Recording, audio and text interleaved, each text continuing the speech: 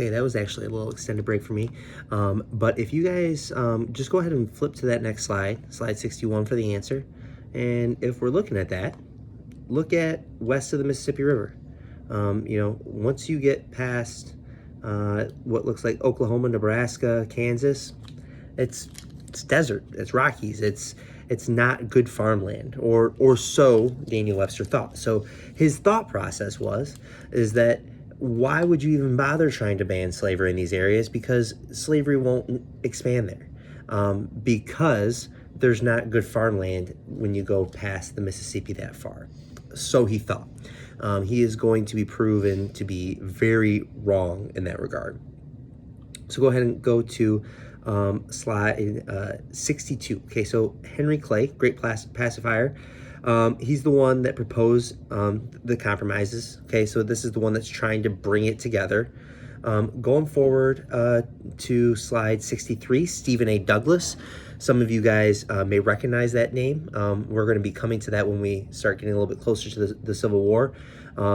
Probably most famous for the Lincoln-Douglas debates, which we're going to talk about here when you guys get back from Thanksgiving.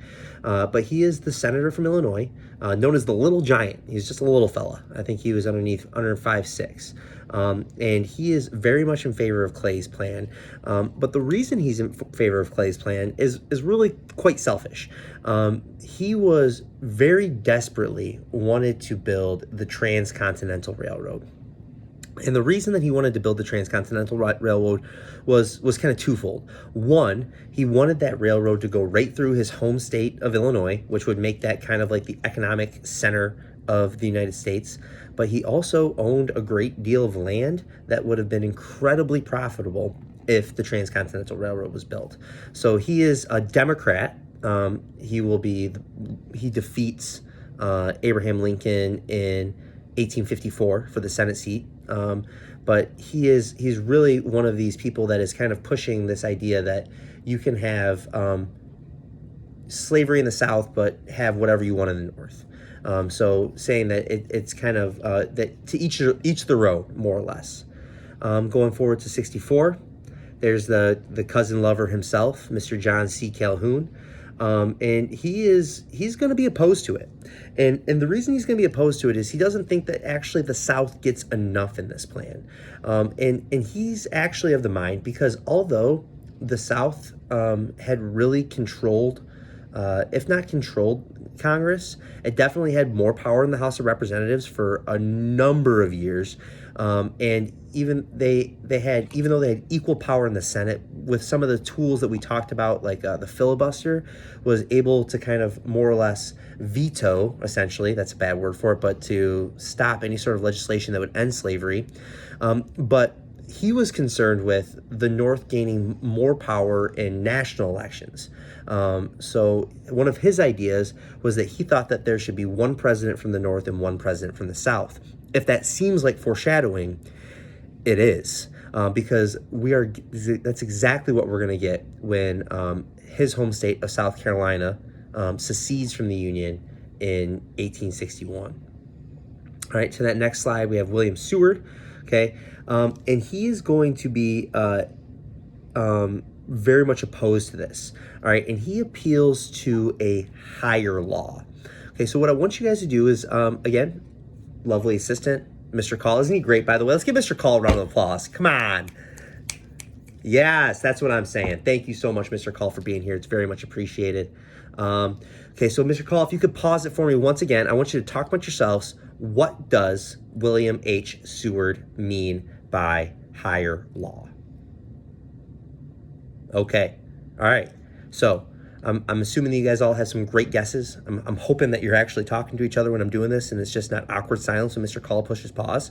Okay, but if you guys said higher law as in God, you are absolutely right. Okay, and so this is kind of capitalizing on that Second Great Awakening movement that we talked about that had been kind of sweeping the nation since the 1830s. All right, and the fact that the abolitionist movement was very much motivated by this increased Christianity within the country, and so he is kind of using that as the idea of,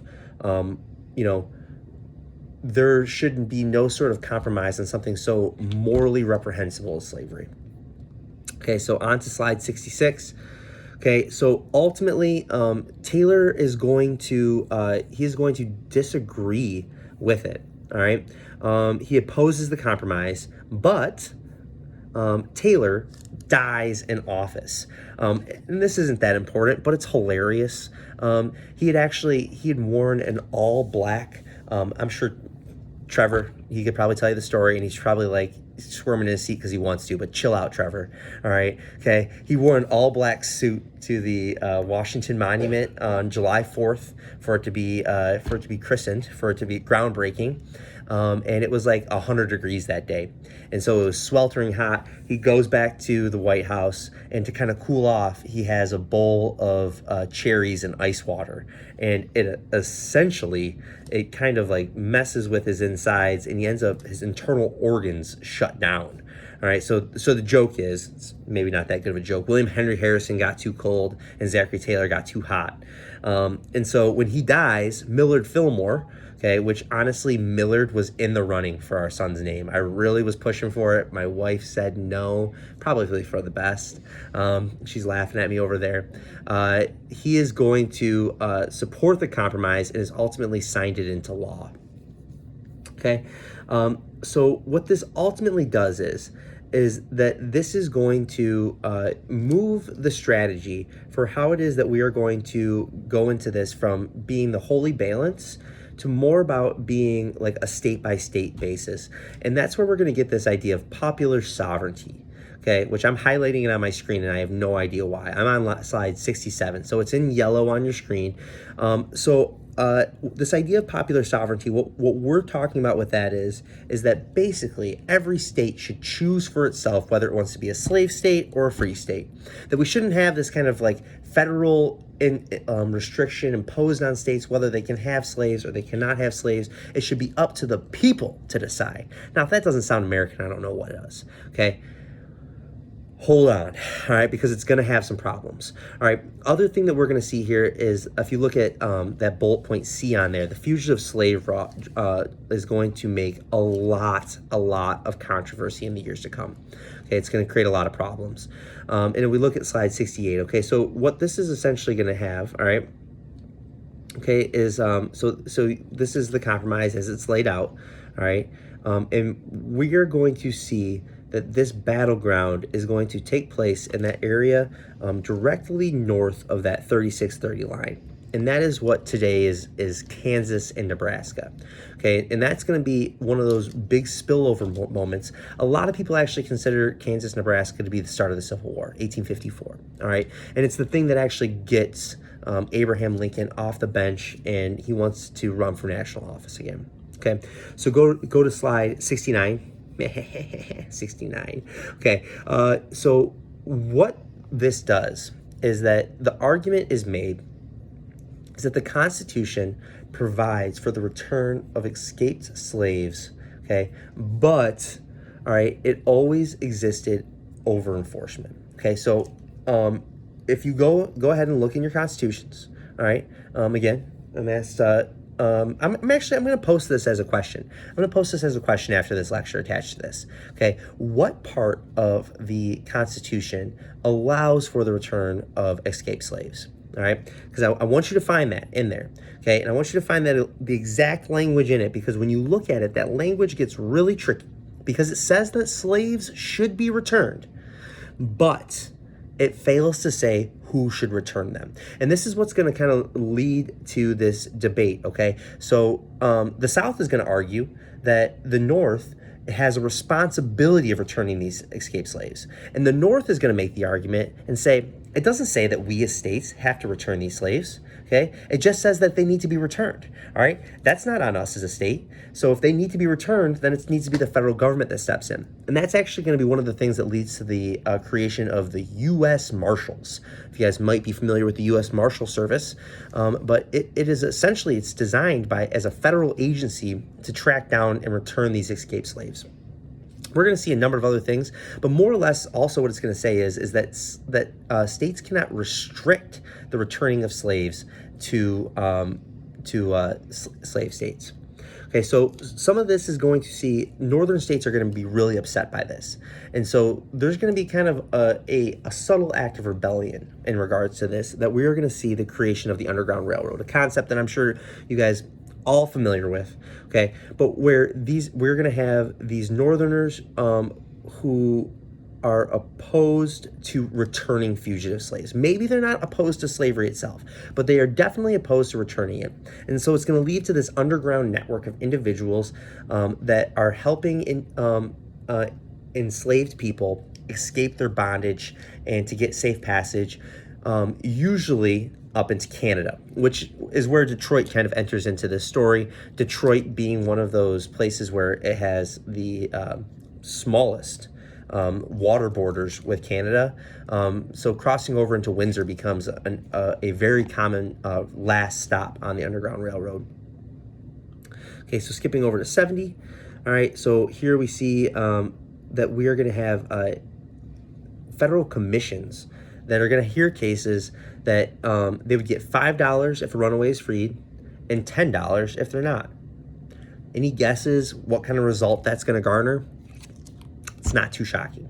Okay, you're going to have a lot of people that are falsely returned to the South.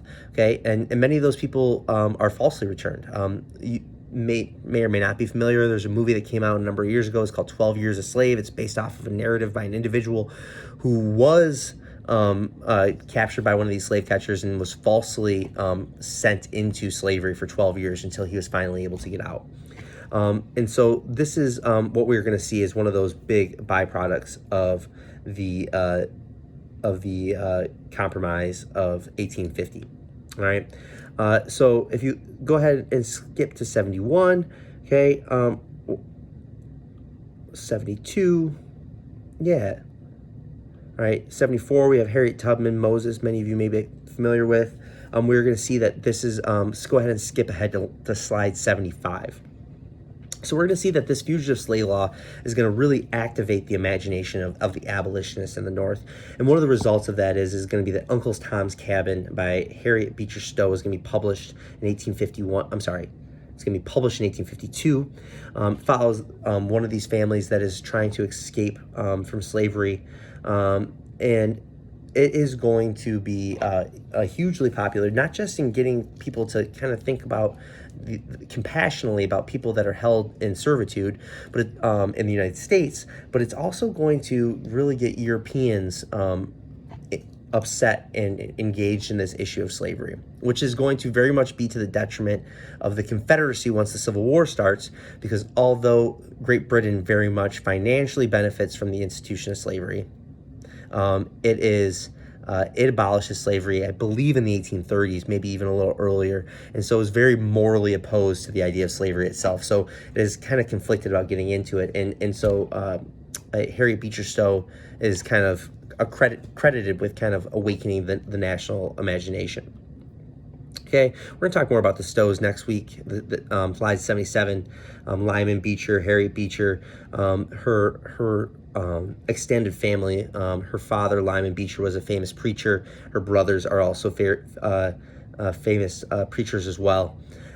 So those people are all going to be instrumental in coming to this. All right. Unfortunately, I'm not going to have time to kind of go ahead and talk about. Last thing I'm going to do, and I'm going to ask. So I'm going to ask you guys two questions when this is over. I'm going to ask you exactly what part of the Constitution allows for the returning of fugitive slaves, because I want you to actually look at that language yourself. I want you to take a glance at it. The other thing I'm going to ask you guys to do is I'm going to ask you to look at this this practical illustration of the Fugitive Slave Law. Okay, so just go ahead and give me a SOAP FL for this. Just fill out a little chart. All right, you guys can do it either in your notebooks or you can do it on a Google Doc. All right, but I want you to think about what is the message of this, and when I get back, we will definitely talk about this, or maybe in another lecture that I will be sending to you guys on the other side of Thanksgiving break. Okay, guys, I know that this was a really non-traditional lecture, and it's been a non-traditional last 3 days, but I just want to let you guys know I miss you very much. And I appreciate your hard work and your effort while I'm gone. I promise, I promise, I promise I'm going to do everything I can to get you ready for this. All right, we got this. We're in it together. All right, I hope to see you guys soon. If there's more time left in class, which I don't know if there is or not, go ahead and take that opportunity to work on your meeting of the minds. We're still planning on that meeting of the minds. I believe it's the 30th or whatever the Wednesday when we get back from break. Okay, so make sure that your notes are done on that. Make sure you guys are coming in prepared. It's going to be the coolest party going on in February of 1860, I believe. All right, it's right over whenever the Cooper's Union Address is, which we'll be reading Monday next week. All right, guys, you guys have a great Thanksgiving break, and I hope to see you soon.